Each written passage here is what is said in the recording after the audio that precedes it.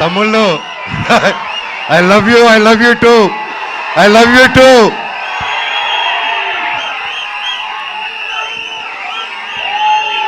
Thank you.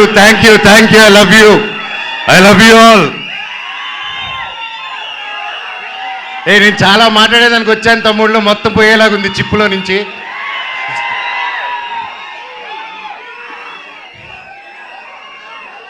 Mirai ఎలా అనిపించింది మీకు?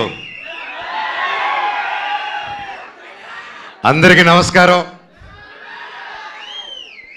ఈరోజు ఇక్కడ ఈ స్టేజ్ మీద నిలబడానంటే అది ఓవర్ నైట్ జరిగిన కష్టం కాదు, ఇది 3 సంవత్సరాల కృషి.